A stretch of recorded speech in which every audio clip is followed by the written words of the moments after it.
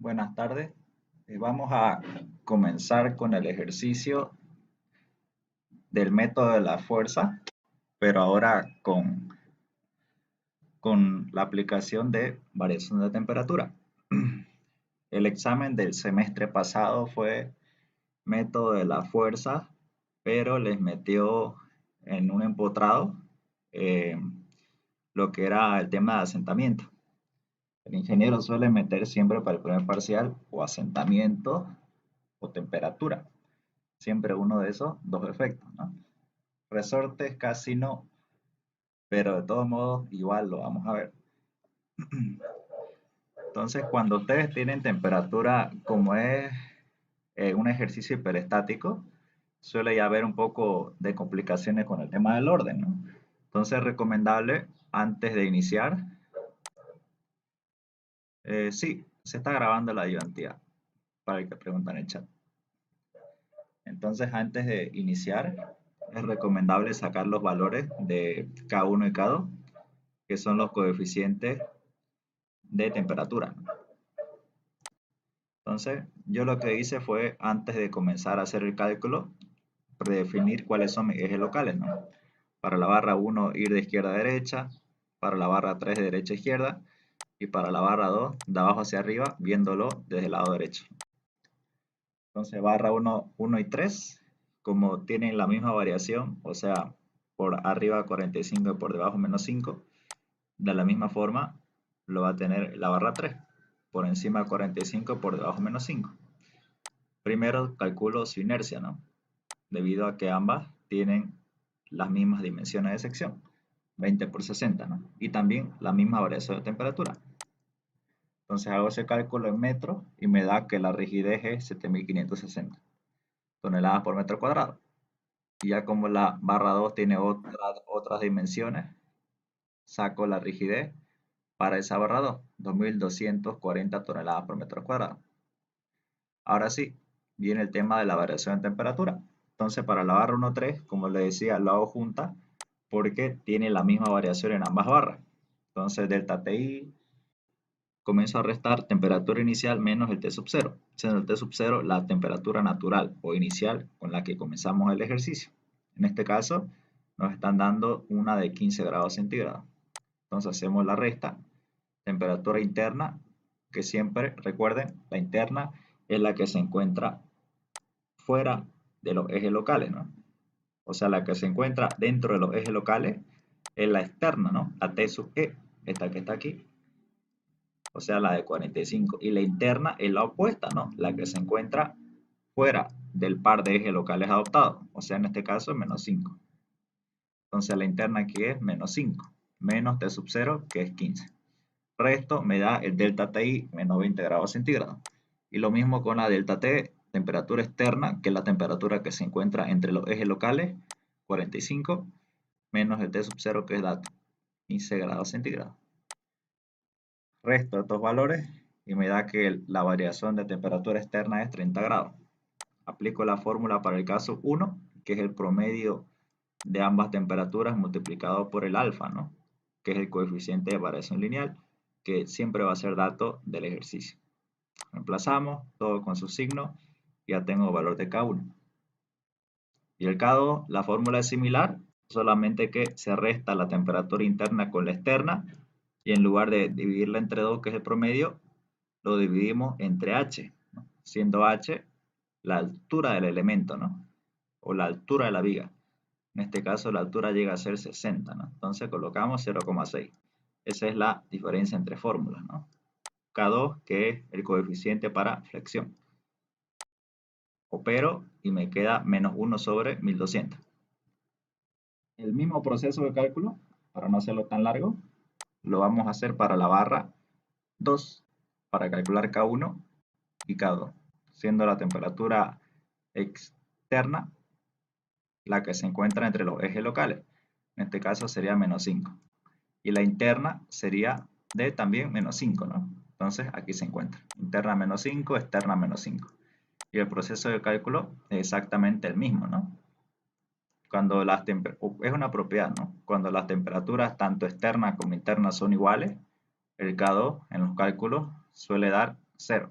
o siempre tendría que dar 0 y solo existir variación normal, ¿no? Que es un valor de K1. Entonces, yo tengo aquí una estructura que es hiperestática porque tiene un empotrado. Si solamente fuera empotrado, fuera isostático. Pero además del empotrado, tiene un apoyo móvil. Entonces, este apoyo móvil o apoyo por demás hace que esto sea hiper, ¿no? Con una carga de 2 toneladas. Entonces, con eso yo determino el grado hiperestático total, que llegaría a ser el externo más el interno. Como es estructura abierta, el interno sabemos que es 0. Y la temperatura externa digo que es 1, entonces el grado hiperestático total es 1. ¿Y por qué dije que es 1? Número de reacciones en los apoyos hemos visto que es 4. 3 del empotrado y 1 del apoyo móvil. Y las ecuaciones de la estática, como no hay articulaciones, es 3, ¿no? Entonces sería esto 4 menos 3. Esto es negativo. Me queda 1. Ahora sí. Entonces me queda de esa forma.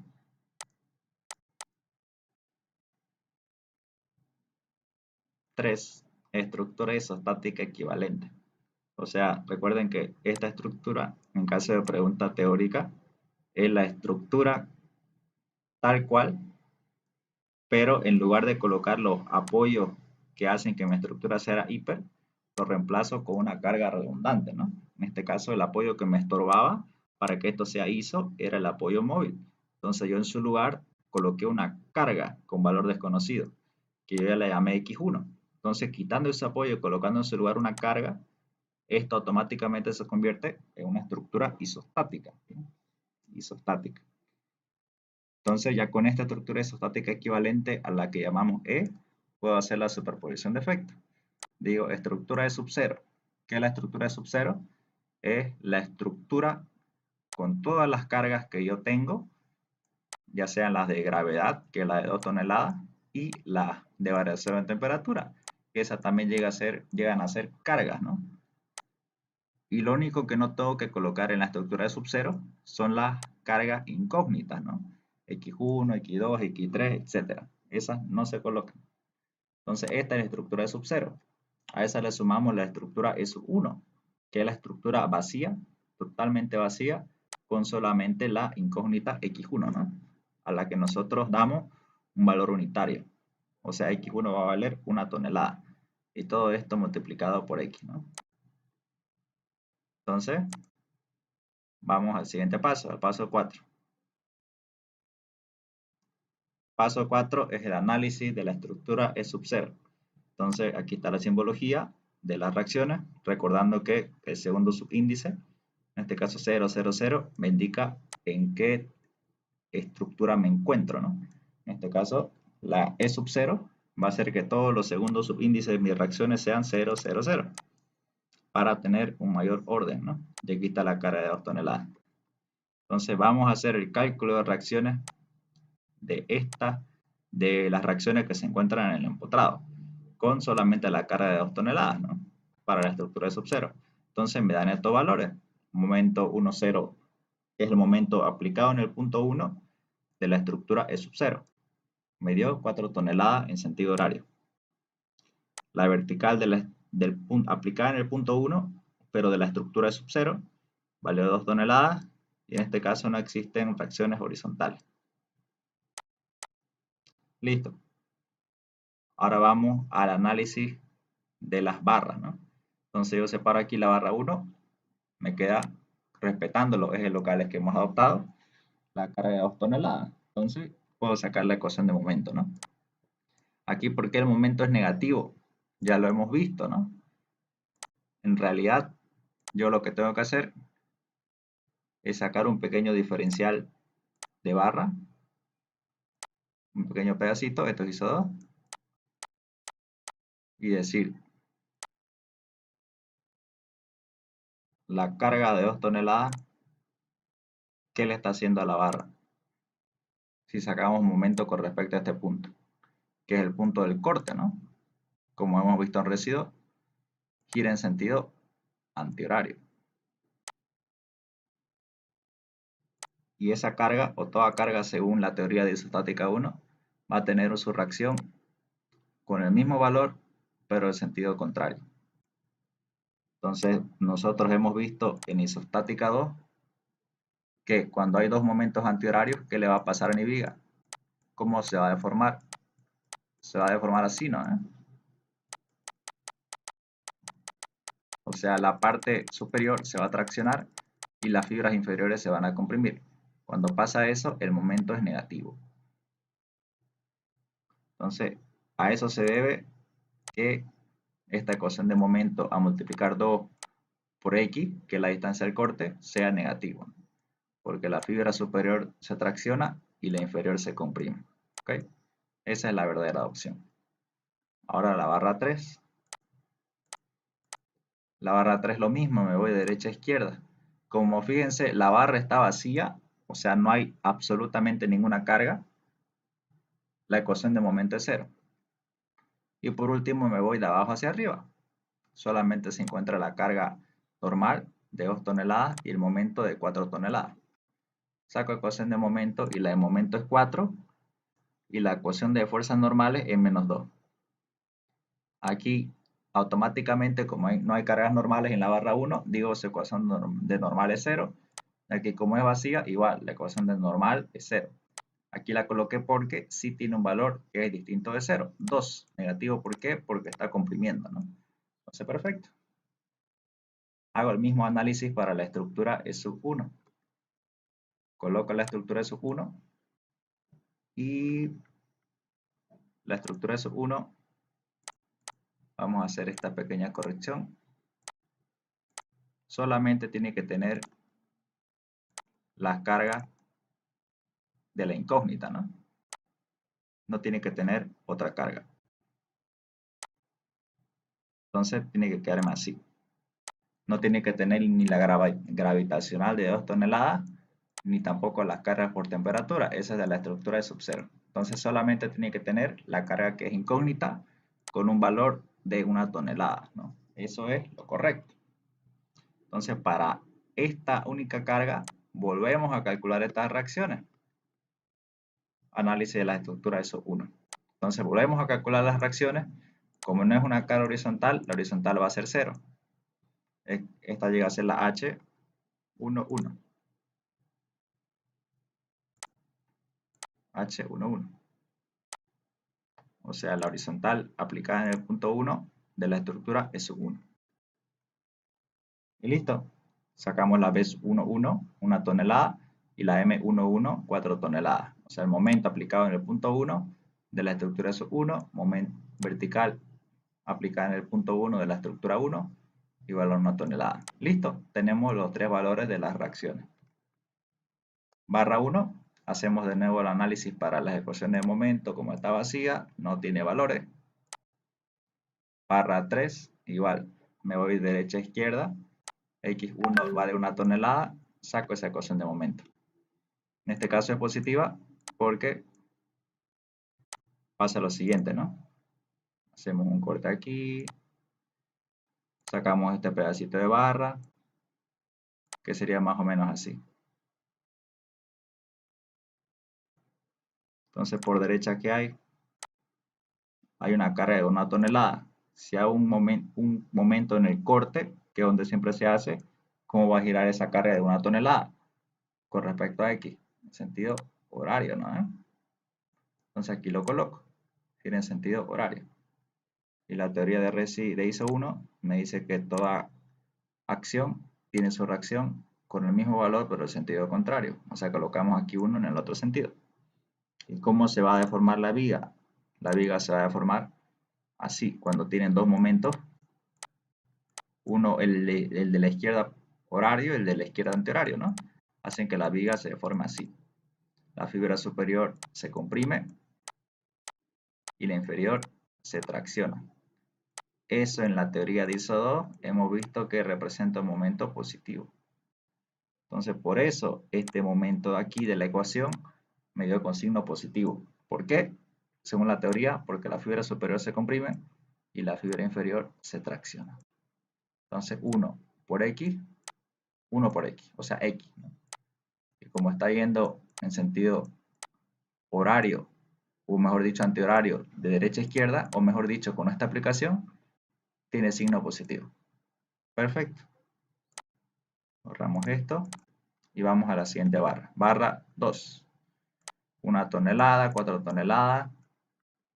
Y volvemos a sacar las ecuaciones de momento y de normal. La normal ya es positiva porque está traccionando. Y el momento positivo ya lo hemos visto por qué.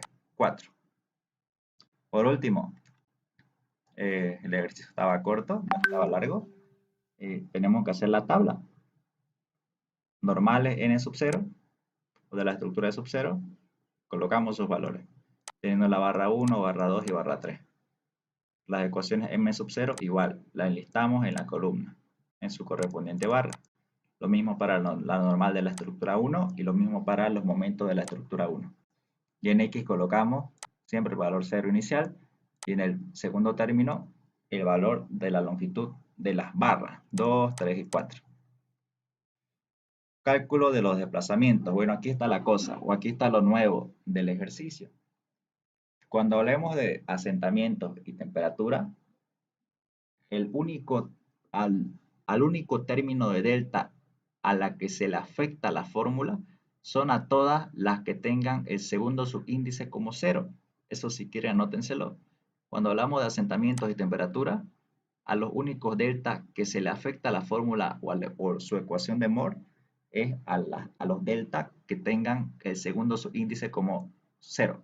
O sea, delta 1, 0, delta 2, 0, delta 3, 0, delta 4, 0. Solamente a los que terminan en 0 se le va a afectar o por asentamiento o por temperatura. A los delta 1, 1, delta 2, 1, delta 3, 1, delta 3, 2, delta 2, 2, etcétera, a los que no terminen en 0, a eso no se los toca. Aunque tenga temperatura o error de montaje, no, perdón, temperatura o asentamiento, a eso no se los toca, se los trabaja tal cual. Entonces veamos cómo afecta la fórmula cuando yo tengo un delta que está sometido a temperatura y que su segundo término vale 0. Esta es la fórmula general que ustedes de seguro la han visto en análisis matricial, ¿no? Entonces, esta solamente se tiene que afectar para los delta que tienen su segundo término como 0. Entonces, fíjense, a la ecuación de Moore se le tiene que aumentar la variación por temperatura debido a fuerzas normales y a la variación por temperatura debido a esfuerzos de momento o a momentos flectores, ¿no? Entonces nosotros vamos a hacer eso con el delta 1, 0. Queremos para el delta 1, 0. Entonces en lugar de i colocamos 1. Donde haya i colocamos 1. Para el delta 1, 0. Vamos a ver qué dice la fórmula. Entonces en lugar de i coloco 1 y aquí j vale 0. Aquí K1b. ¿1 qué significa? El K1. El 1, sabemos que el K1, los K1, ¿a quién representa? Representa a los esfuerzos normales. ¿Y qué me quiere decir este segundo subíndice? Me está diciendo que esta va a ser el contador que va a variar las barras. Por ejemplo, el K11, ¿qué sería? Sería el K1, o sea, el K1 de las normales de la barra 1. ¿Qué sería aquí el K12? El K1 de las normales, pero de la barra 2. Y el K13, el K1 de las normales, pero de la barra 3. Y lo mismo para el K2. K2 de quién es de los momentos. Y este B es el contador de las barras. O sea, voy a sacar una integral de K21, un K22 y un K23. Entonces aquí está, ya lo tenemos, la fórmula lista para reemplazar. Fíjense que solamente tengo que reemplazar aquí la integral de M10 y los términos de normal y de momento, ¿no? Entonces voy a traer aquí adelante estos valores que me van a servir. Para la barra 1, 3, aquí tengo su rigidez y tengo sus K1 y K2. K1 es la variación de temperatura debido a fuerzas normales y K2 la variación de temperatura debido a esfuerzos de momento, ¿no? Para la barra 1, 3 y para la barra 2. Aquí está, ¿no? Lo tenemos a mano. Hagamos los reemplazos.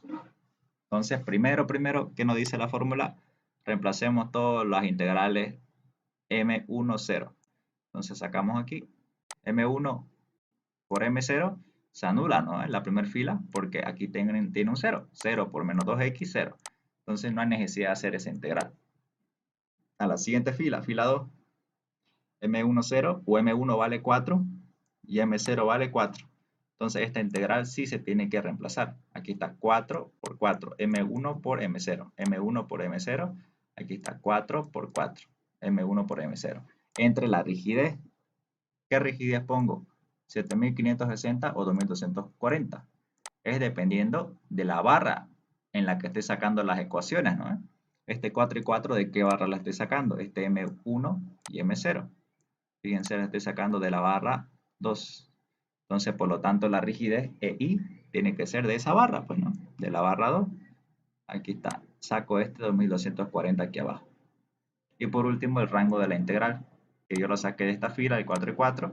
Entonces, la integral va a ser de 0 a 3. Listo. Más la siguiente integral, que es el siguiente M1, 0. M1, X, y M0 vale 0. O sea, 0 por X, 0. No hay necesidad de anotar esa integral porque ya sabemos que va a ser 0. Listo, ya acabé con estos términos. Me paso ahora a los términos de las fuerzas normales. Entonces, el K1 y comienza a variar las barras. Para la barra 1, después para la barra 2, después para la barra 3. Si yo quiero sacar el K1, 1, o sea, el K1 de la barra 1, me fijo que me está pidiendo el valor de sus normales, ¿no? Entonces yo digo, a ver, la barra 1 tiene ecuación de la normal N1. No, es 0. Entonces la omito, porque ya sabemos que la integral de 0 me va a dar 0. Para la K1, 2, yendo a la siguiente barra que es la barra 2, ¿cuál es el valor de su normal? Vale 1. Entonces sí lo puedo reemplazar. Yo digo la integral de 1 ds, aquí está. La integral de 1 ds va a ir de 0 a 3. Va a ir de 0 a 3. Aquí está. 0 a 3. ¿Y qué valor de K1, 2? Que este es el K1, 2. O sea, el K1 de la barra 2. Entonces, ¿de quién tengo que colocar su K1? De la barra 2. Porque acá hay dos K1, ¿no? K1 de la barra 1, 3 y K1 de la barra 2. Entonces, este sería el K1, 2. Porque estoy sacando este valor de quién? De la barra 2. Entonces, este K1, 2 es el K1, pero de la barra 2. Barra 2, su K1 vale menos 2 por 10 a la menos 4. Entonces, este valor es el que coloco al lado de esta integral. Menos 2 por 10 a la menos 4. Sumo el siguiente término, siguiendo esta fórmula. Ahora el K1 de la siguiente barra, que es la barra 3, ¿no? Esta de acá. ¿Cuánto vale su normal? Que es lo que me pide el ejercicio. Vale 0. Su N1 vale 0, ¿no? Según la formulita. Ni modo, ahí acabó. Ahora me voy al siguiente término de mi ecuación de Moore, que es la ecuación de momento, ¿no? Entonces, igual, quiero sacar el K2, sabiendo que el K2, ¿qué es? Es el valor de los coeficientes de cambio de temperatura, pero a flexión. Entonces, el K2, y este B es la variación o un contador de barra. K2 de la barra 1. K2 de la barra 1. O sea, ¿cuál es la ecuación de momento de la M1 de la barra 1? Vale, aquí está, 0. Lo omito, no hace ningún efecto. ¿Cuál es el K2 de la barra 2? El K2, 2. Voy a la barra 2 y digo cuál es su ecuación de momento M1. Entonces avanzo y acelera y digo, vale 4. Entonces hago esa integral. Entonces yo digo, a ver, aquí, la integral de M1 vale 4.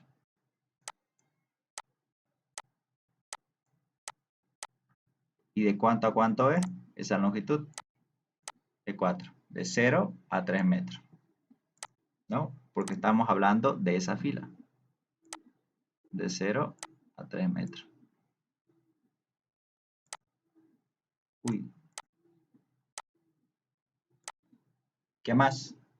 Tengo que multiplicarlo por su coeficiente K2, 2, ¿no? Entonces, de este 4, ¿cuál es su K2, 2? K2, 2. O sea, el K2 ¿de quién? De la barra 2. Busco. Barra 1, 3, barra 2, aquí está. ¿Cuál es su K2 de la barra 2? Vale 0. Vale 0. Entonces, si yo multiplico esto por 0, de nada me va a servir qué valor me salga acá. Va a ser nulo, va a ser 0. Entonces, por eso esta integral de aquí no la estoy incluyendo aquí, porque ya sé yo que vale 0. Sigamos. Ya hicimos el K2,1, el K2,2. Ahora vayamos con el K2 de la barra 3. El K2 de la barra 3. Aquí está barra 3, me voy hasta el K de la ecuación de momento. M1 obviamente, ¿no? Entonces, ¿cuánto me dio? X. X. Entonces, en lugar de el momento, reemplazo X, ¿no? En lugar de M1, reemplazo X. Aquí está. Y los parámetros están de 0 a 4. De 0 a 4. Y al lado multiplico el K2 de la barra 3. Entonces busco el K2 de barra 3. Aquí está la barra 3. Busco cuánto vale su K2. Vale menos 1 sobre 12.000. Menos 1 sobre 12.000. Listo. Ya reemplazamos todas las integrales. Ya no hay nada más que reemplazar con esta fórmula para temperatura. Y puedo hacer la suma. Podemos hacer la suma. Entonces borro todo esto y digo, el delta 1, 0 va a ser igual, sumando estas integrales, a 0,01416, 190476. Listo, ya tengo ese valor asegurado. Como no hay más, como es solamente una incógnita, ya no tenemos más valores que terminan en 0. Vamos a los desplazamientos con segunda terminación o con segundo subíndice distinto a 0, que llega a ser el 1, ¿no? Delta 1, 1. Aquí ya no hay variación. Solamente había el uso de esta fórmula, es solamente para los delta que tienen el segundo subíndice como 0. Delta 1, 0, delta 2, 0, delta 3, 0. Para los demás se usa tranquilamente la ecuación de Moore simplificada, donde solo se multiplican las ecuaciones de momento. Entonces aquí está delta 1, 1. Esta parte, bueno, ya la hemos visto. Y directamente tenemos el valor que delta 1, 1 vale 55 sobre 2268. Entonces, aquí tendría que multiplicarse el M1, 1, ¿no? M1 por M1. Entonces, si le tocara ese caso, tiene que repetirse dos veces la multiplicación. Por ejemplo, aquí la barra 1 para el M1 tiene que multiplicar este valor dos veces, 0 por 0 se anula. Para aquí 4 por 4, aquí está. Y para aquí X por X. Perfecto, delta 1, 1. ¿Qué más? Por último, resuelvo el sistema de ecuaciones, que este es el sistema que me he planteado. Delta 1, 0 más delta 1, 1 por X1. Reemplazo los siguientes valores. Yo tengo valor de X1, que era el valor de la fuerza vertical que adopté al principio, ¿no? Y con esto puedo calcular las siguientes reacciones, con la ecuación de superposición de efectos, ¿no? Por ejemplo, en la estructura isostática equivalente quiero calcular cuánto vale B sub 1. Hago reemplazo, digo, esta B sub 1 en la estructura E, ¿cuánto se llama? ¿O cómo se llama? Se llama la B1 de la estructura de sub 0. Y esta E1 se llama la B1 de la estructura de sub 1 por X1. Hago los reemplazos correspondientes y obtengo que la vertical en 1 es 2,58399 toneladas. Y podemos hacer lo mismo con el momento en el empotrado. Entonces tenemos un valor de 1,66404 toneladas por metro. Por metro.